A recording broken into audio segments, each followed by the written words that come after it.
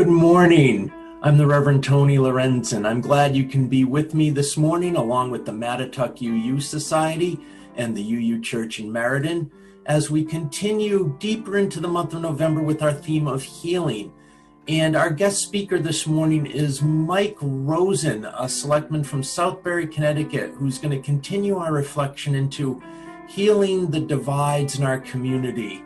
The political divides and others that separate us as citizens from each other. We really are fortunate to have Mike with us this morning. We thank him for being here. Being Unitarian Universalists, we begin all our services with lighting the symbol of our faith, the flaming chalice. Lighting the chalice for us this Sunday are Miles, Jackson, and Hobie. May the light we now kindle inspire us to use our powers. To heal and not to harm. To help and not to hinder. To bless and not to curse. Amazing grace, how sweet the sound that saved a wretch like me. I once was lost, but now I'm found. Was blind, but now I see.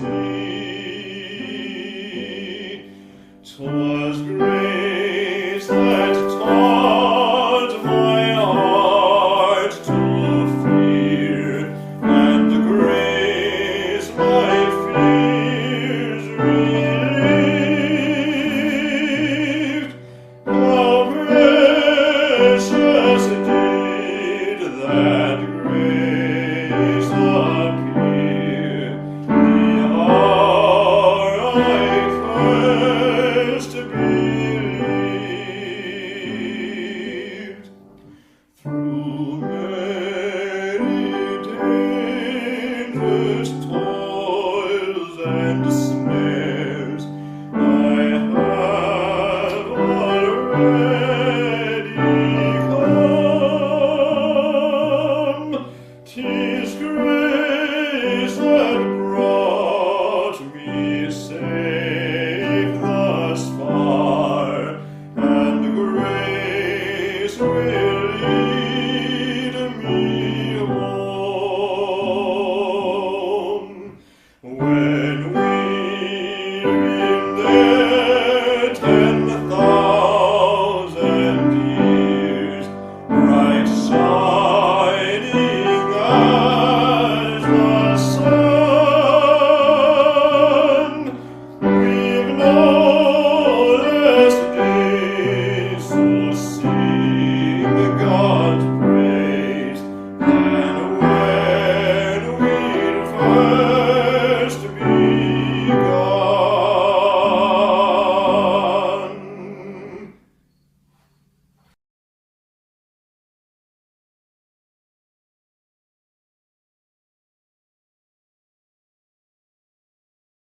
The Enemies by Janice May Udry.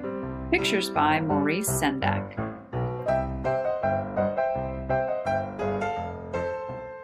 James used to be my friend.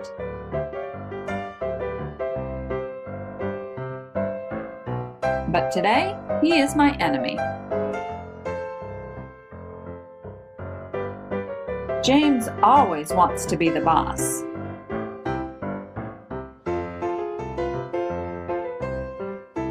James carries the flag.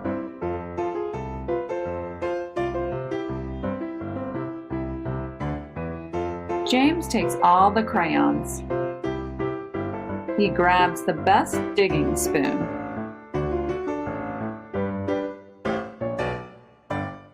And he throws the sand.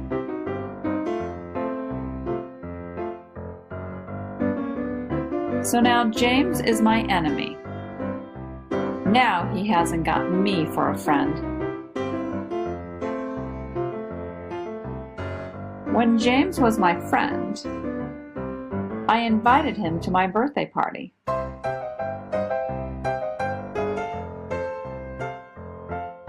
I always shared my pretzels and my umbrella with him. I showed him where the horny toad lives.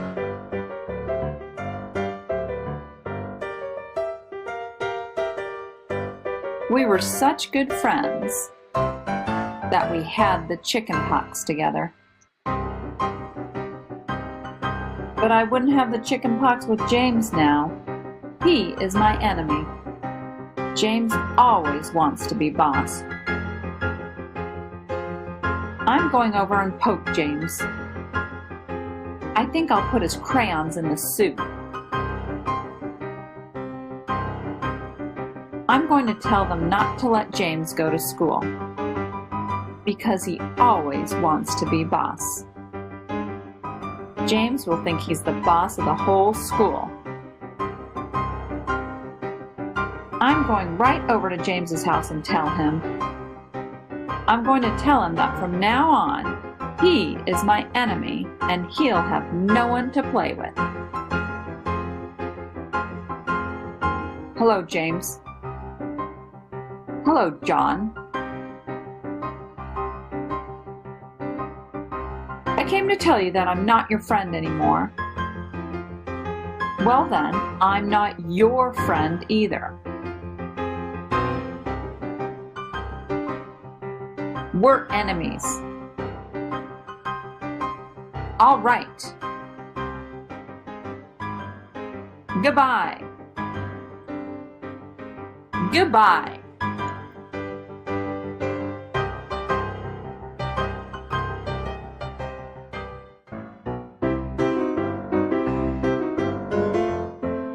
Hey, James. What?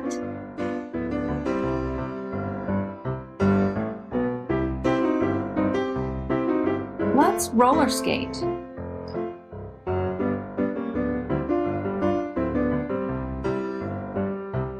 Okay. Have a pretzel, John.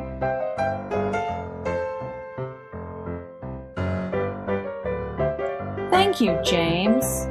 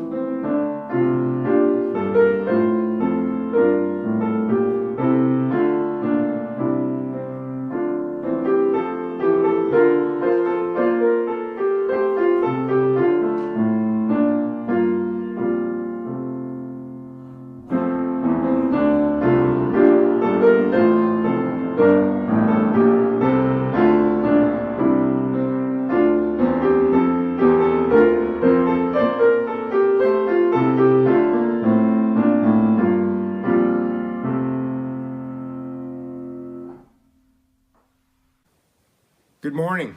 I am Mike Rosen. It's a pleasure to join you today this morning. I'm so very grateful to Reverend Tony, to my dear friends Christine and Ed Edelson for extending this invitation for me to speak with you all. As was shared in the promotion of this morning's service, my subject today is healing our political wounds.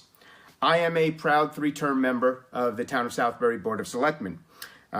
You see, it was Ed Edelson, the town's former first selectman, who invited me to get involved in our local government when I moved to Southbury from New York some 11 years ago.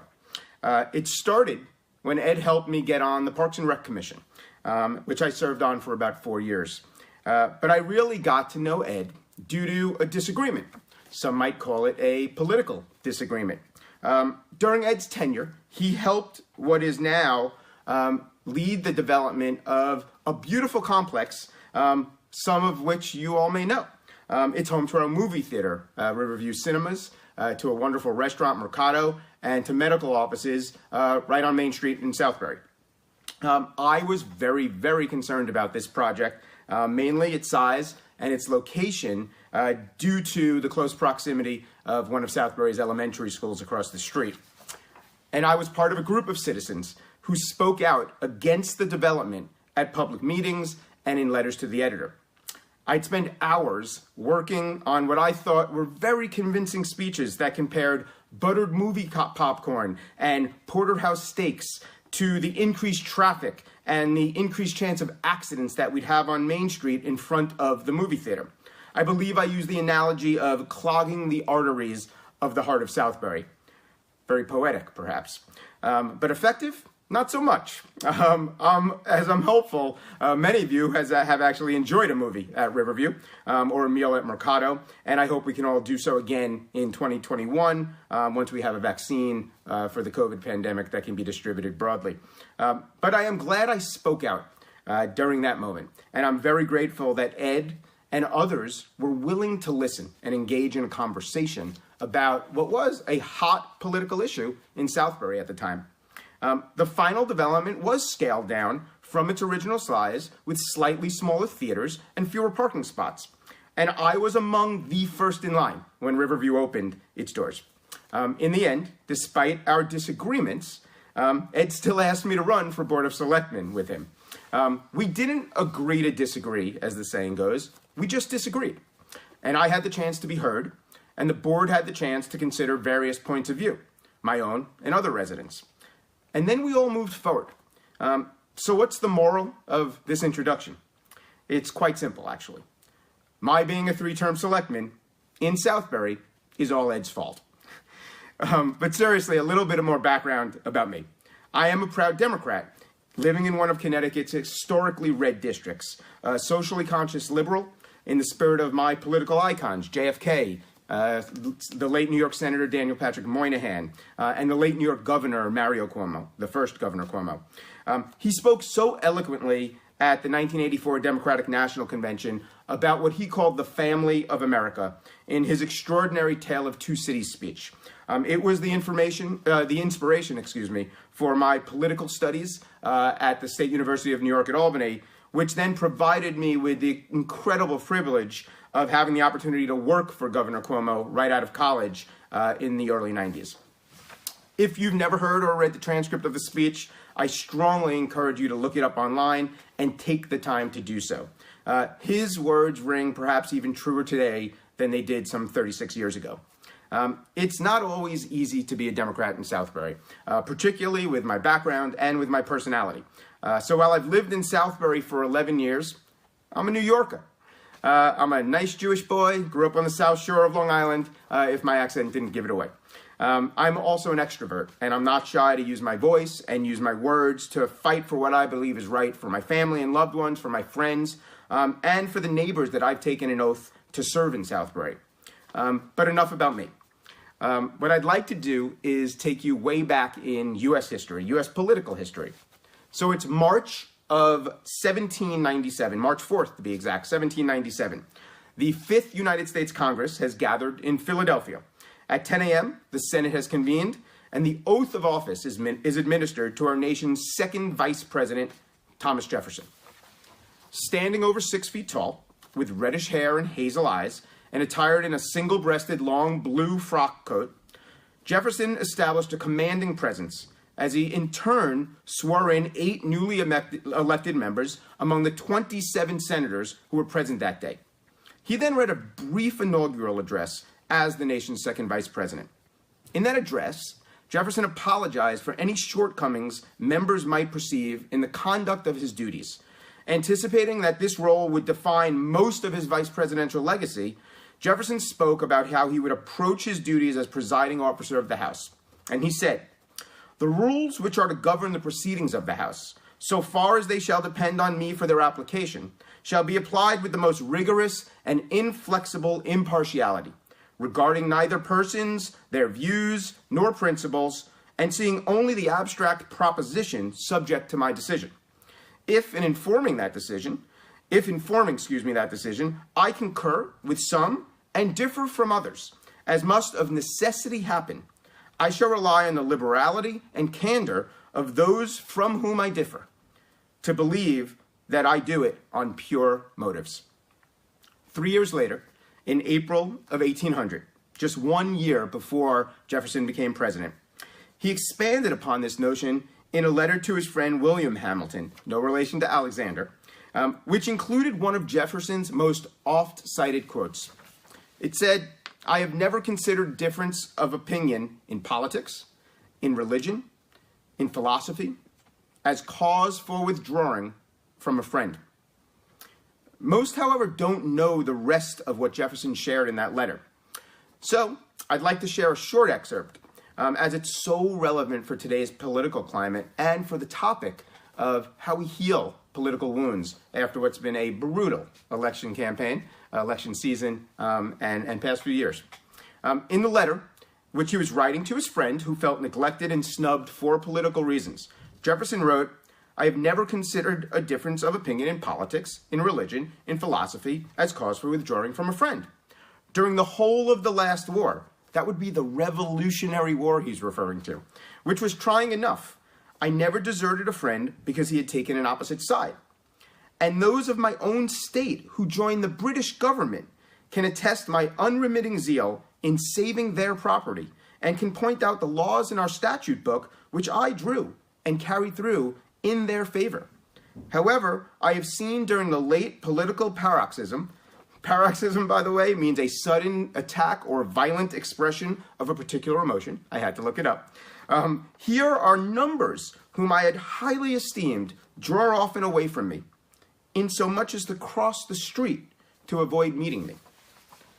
The fever is abating, and doubtless some of them will correct the momentary wanderings of their heart and return again. If they do, they will meet the constancy of my esteem and the same oblivion of this as of any other delirium which might happen to them. The circumstances of our early acquaintance, sir, I have ever felt as binding me in morality as well as in affliction. And there are so many agreeable points in which we are perfect union, that I am at no loss to find a justification of my constant esteem, your humble and esteemed servant, Thomas Jefferson." Jefferson was among the brilliant, visionary, and yes, quite flawed founders of our nation. Yet while his quote is frequently shared across social media, I'm not so sure it resonates as deeply today as it did back in the nascent years and decades of our nation, nor as it may have with my generation. So while I'll share some of my perspectives on this topic based on my own experiences in Southbury, I thought it would be interesting to hear the perspective of a younger person.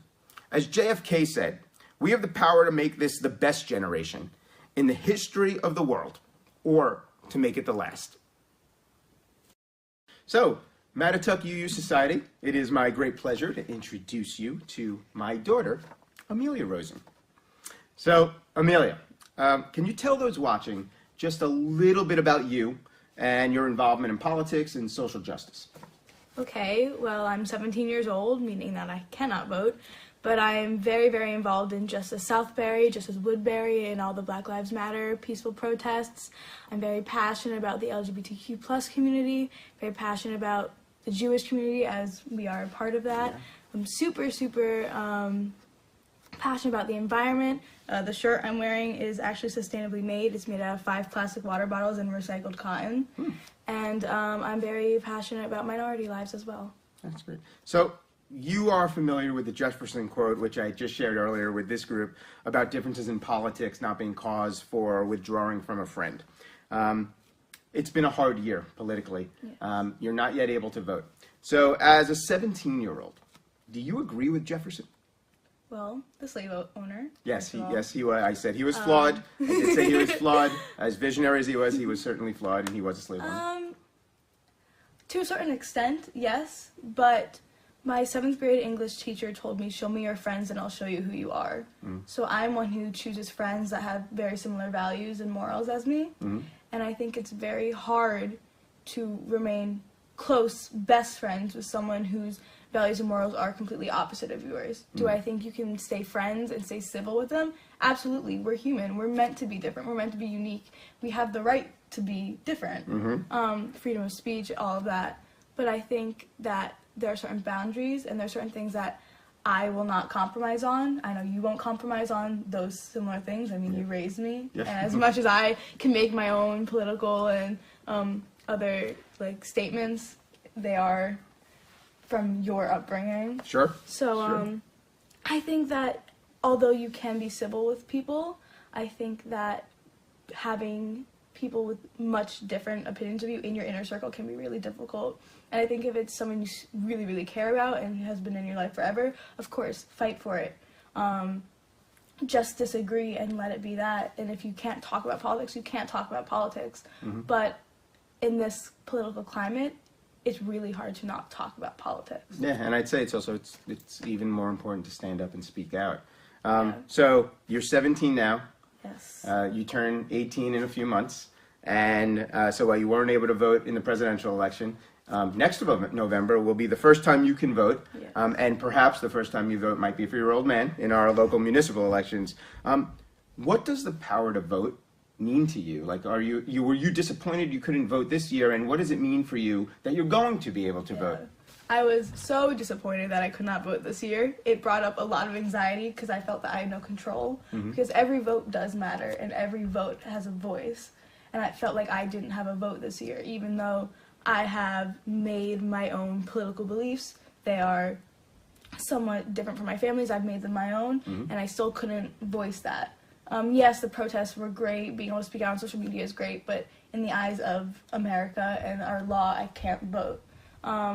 I'm very excited to be able to vote next November. It's going to be an honor. It's our civil duty to vote. I've been waiting to vote for a very long time because when I was in 8th grade, which was the last presidential election, I did not understand what was going on at all, and this time I do. And it's really frustrating understanding and not being able to do anything about it. So once I can do something about it, trust me, I will definitely do something about it. Well, I am a very proud dad. You know that. I'm proud to stand with you at the Justice Southbury and Justice Woodbury rallies, and I will continue to do it. Thank you for sharing your voice. Of course. I love you. Love you too. Okay. So here's how I feel about Jefferson's quote and the necessity of healing our political wounds. It seems we live in a political climate and frankly in a society as a whole in which everyone goes to their corners and only comes out to fight. Certainly in Southbury, as I've used my voice to try to shine a light on racial inequity and to bring about racial equity and social justice, it's been confronted with a lot of pushback. In the newspaper, I talked about Southbury having a racism problem, Southbury having an anti-Semitism problem. My family's experienced anti-Semitism in town. I've heard from many people at the Justice Southbury rallies about the racism that they've experienced, both in town and in our surrounding communities.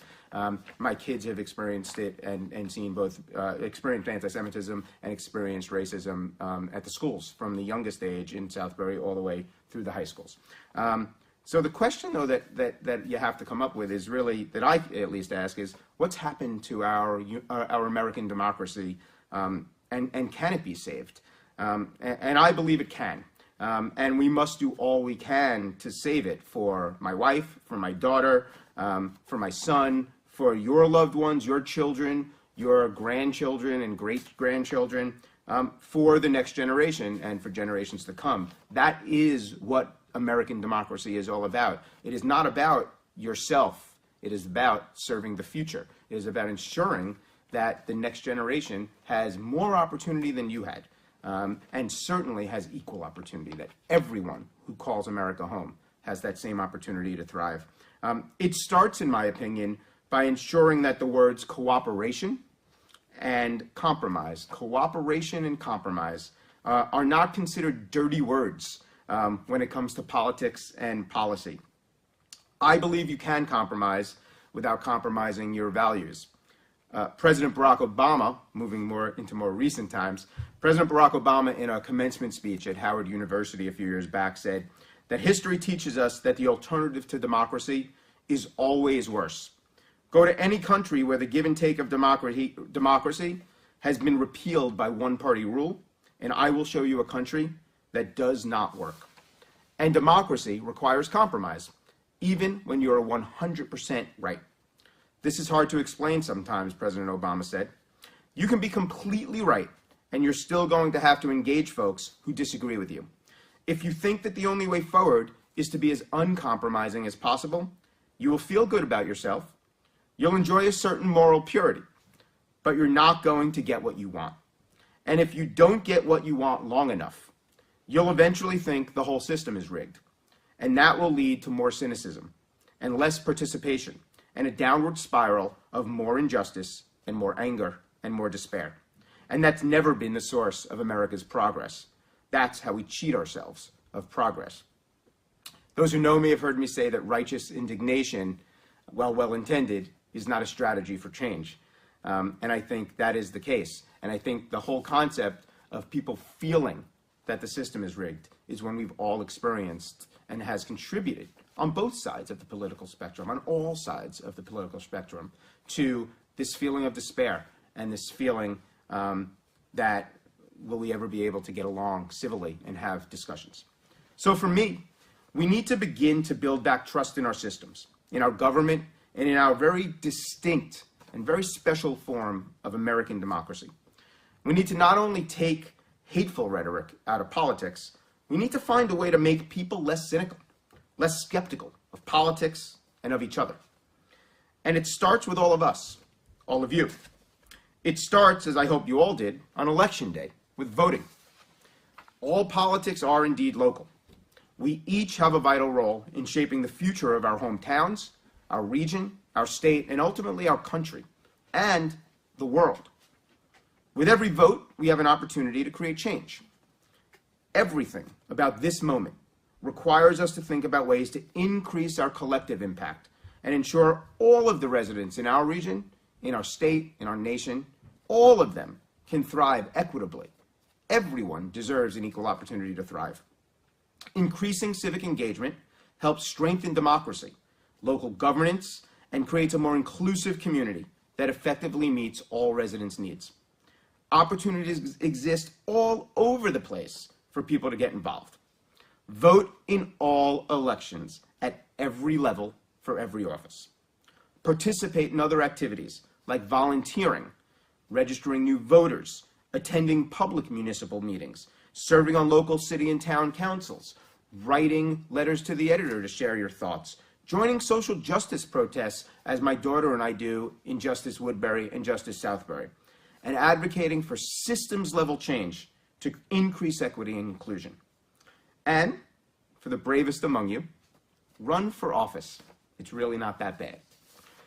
In his victory speech last weekend, President-elect Biden spoke quite eloquently about the necessity and his role in helping the nation heal our political wounds.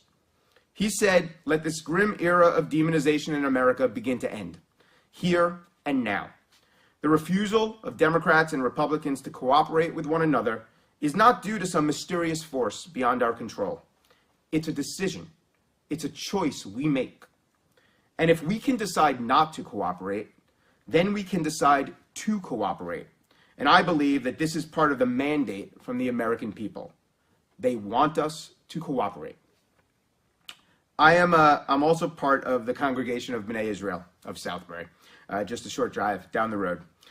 Some of you may know Rabbi Eric Polikoff, who's not only my rabbi, but who is also a friend, and like Reverend Tony, someone who leads not by the example of his power, but really by the power of his example. And as my family prepares to celebrate the miracle in the light of Hanukkah just next month, and as I conclude my remarks about healing our political wounds, I was reminded of a tweet that Rabbi Eric shared last year, and it read, "We perceive in the menorah's lights, individually and together, sacred messages of hope, resolve, cooperation, continuity, and respect for the right to be different. Viewing it in all its glory, may we determine to pursue peace and security within and beyond." I want to thank you all for listening and for having me this morning at your service. I wish you good health and happiness, patience and peace, and the persistence and the good grace to achieve all of it. Thank you very much.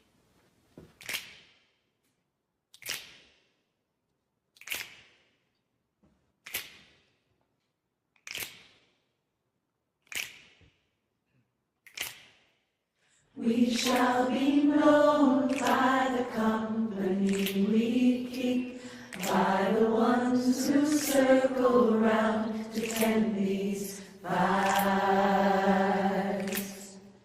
We shall be known by the ones who sow and reap the seeds of change alive from deep within the earth. It is time now. It is time now that we thrive. It is time we lead ourselves into the well. It is time now, and what a time to be alive. In this great turning we shall learn to lead in love. In this great turning we shall learn to lead in love. We shall be known by the company we keep, by the ones who circle round to tend these fires. We shall be known by the ones who sow and reap the seeds of change alive from deep within the earth. It is time now. It is time now that we thrive. It is time we lead ourselves into the well. It is time now, and what a time to be alive. In this great turning we shall learn to lead in love. In this great turning we shall learn to lead in love. In this great turning we shall learn to lead in love. In this great turning we shall learn to lead in love.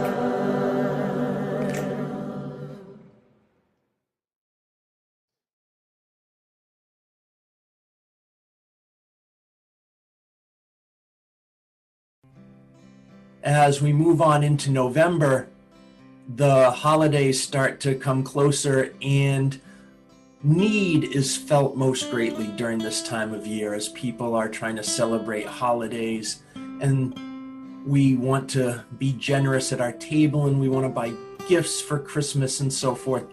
And it reminds us that there is a lot of need still in our community. There's need among our members and friends in our congregations, and there's a lot of need in the Woodbury and Greater Meriden communities. So we ask that you please be as generous as you possibly can with your offering this week.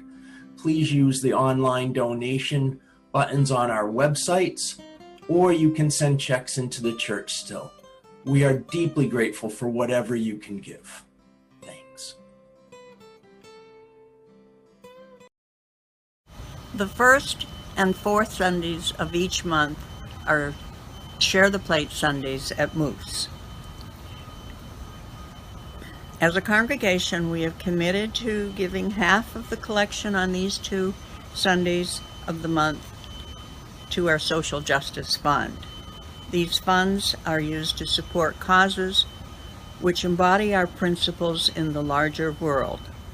For example, today our fund will donate $100 to the UU Central Meriden Immigration Initiative. Thank you for giving generously in support of our social justice efforts.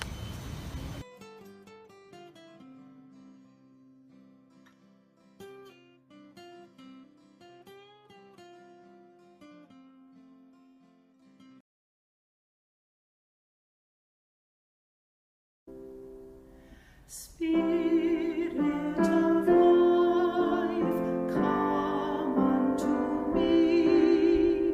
Sing in my heart all the stirrings of compassion. Blow in the wind, rise in the sea. Move in the hand, giving life the